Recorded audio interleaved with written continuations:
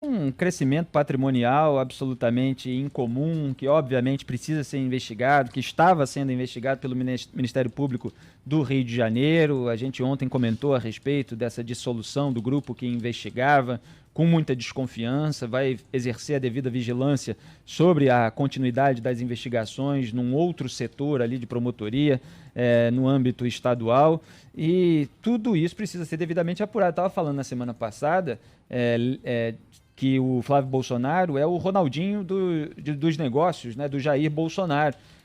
Assim como o filho do Lula também era ali considerado o Ronaldinho dos negócios. Isso em razão de uma declaração do Lula sobre o Fábio Luiz, o Lulinha, que quando ele estava sendo questionado a respeito dos negócios obscuros que ele com os quais ele lidava depois que o seu pai subiu ao poder, o Lula disse: que culpa tenho eu, que culpa eu tenho, né, se meu filho é o Ronaldinho dos negócios. O Jair Bolsonaro, ele, em vez de fazer isso, né, chamar a atenção para o caso, ele acaba, como eu disse anteriormente, dando declarações sobre outras áreas ali do seu governo e da situação atual do Brasil para tentar desviar o foco de atenção em relação às investigações da sua família, em relação ao telhado de vidro familiar, porque é uma família que posou ali de combatente da corrupção durante a campanha eleitoral, e as revelações trazidas pelo relatório do COAF e, por conseguinte, pelos investigadores fluminenses mostraram o contrário, assim como as decisões do Jair Bolsonaro durante o seu governo.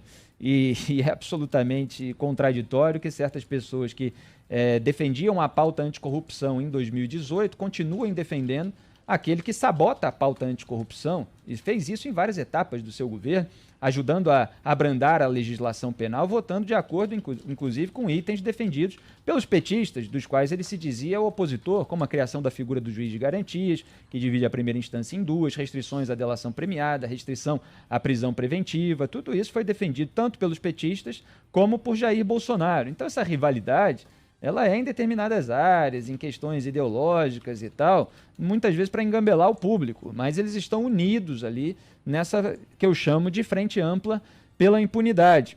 Ele também tirou o COAF do Ministério da Justiça e Segurança Pública quando Sérgio Moro era ministro, acabou indo parar lá no Banco Central, e depois interferiu na Polícia Federal quando as investigações avançaram, quando ele ficou completamente acuado. O diretor da ABIN, Alexandre Ramagem, que ele queria colocar no comando da PF, enviou relatórios para o Flávio Bolsonaro, orientando a defesa a ter certas atitudes para encontrar irregularidades supostas, né, alegadas no processo de coleta de dados do Flávio Bolsonaro nessa investigação.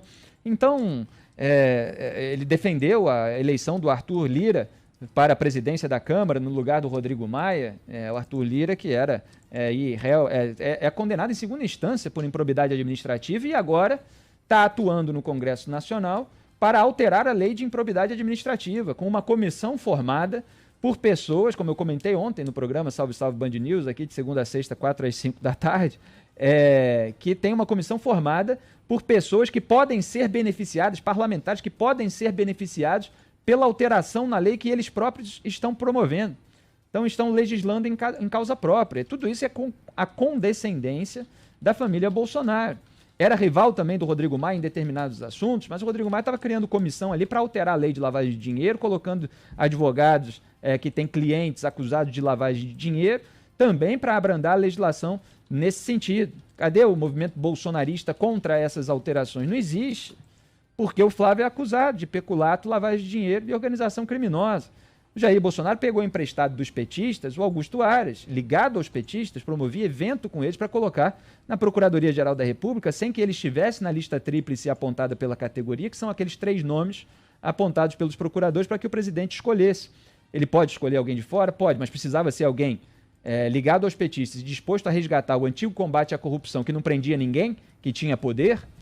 Ele deu entrevista na TV PT, o Augusto Aras, falando a respeito disso e atacando forças-tarefa como a Lava Jato. Ele precisava colocar no Supremo Tribunal Federal Cássio Nunes Marques, apadrinhado pelo Ciro Nogueira, também alvo aí de uma série de investigações.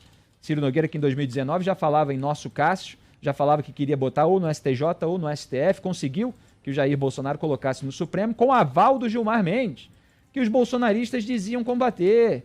chegaram lá atrás a ir para a rua para pedir impeachment do Gilmar Mendes, nunca mais foram.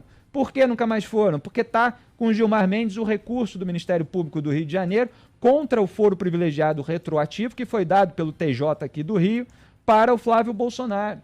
Ele é investigado por crimes alegadamente acontecidos quando ele era deputado estadual, só que atualmente ele é senador. E mesmo assim deram para ele um foro privilegiado de senador para casos relativos ao mandato anterior. E aí o MP recorreu, o Gilmar Mendes faz o quê? Engaveta, como ele fez com os casos do Ciro Nogueira, que ele botou agora de volta para julgamento, depois que o Ciro Nogueira emplacou o Cássio Nunes Marques no STF. Houve aí, nessa semana, o arquivamento da denúncia na segunda turma do STF, com votos do Lewandowski, indicado pelo Lula, do Gilmar Mendes, indicado pelo FHC, do PSDB, e do Cássio Nunes Marques. Quer dizer, Cássio e Gilmar votando juntos para engavetar, para acabar, né, arquivar, com a denúncia do quadrilhão do PP, que envolve quem? O Ciro Nogueira, padrinho do Cássio Marques, e também o Arthur Lira, apoiado pelo Jair Bolsonaro. Então esse pessoal está tendo aí a barra aliviada através desse tipo de expediente. O Gilmar Mendes pede vista lá atrás, mais tempo para analisar o processo, segura às vezes por 2 anos e 4 meses, como um dos casos do Ciro Nogueira. Esse caso da denúncia do quadrilhão do PP foi a mesma coisa, pediu vista, segurou, e aí bota para votar depois que o Centrão emplacou, com a ajuda do Jair Bolsonaro, um ministro que vai dar o voto a favor do arquivamento. Olha que curioso. Então é isso que a família Bolsonaro está fazendo nesse momento. Eu lamento ter que reportar os fatos. Há algumas pessoas que cultuam personalidades, elas não estão ligadas ao fato. Elas se identificam com determinado político, elas se identificam com determinado grupo de pessoas ou corrente ideológica, supostamente corrente ideológica, porque é uma série de incoerências e contradições por aí. E o que esse grupo de pessoas faz, essa pessoa aprova. Ele pode fazer uma coisa num dia, pode fazer o oposto no outro dia, mas ela está junto, porque acaba bombardeada pela propaganda da militância que fatura alto, passando pano para esses grupos políticos. Então, o caso do Flávio Bolsonaro é ilustrativo de tudo isso que está acontecendo. Há outros casos na Assembleia Legislativa do Rio de Janeiro. Teve a denúncia contra o Márcio Pacheco, os assessores do André Siciliano estão sendo aí investigados, tem aí suspeita de agiotagem na área onde eles atuam. Tudo isso precisa ser devidamente apurado. A Alerj é um centro ali de sujeira que a gente precisa, para o qual a gente precisa chamar a atenção. A condescendência de uma parcela da população, inclusive do Rio de Janeiro, aqui não dá para passar pano nem para eleitor. Há sim uma condescendência.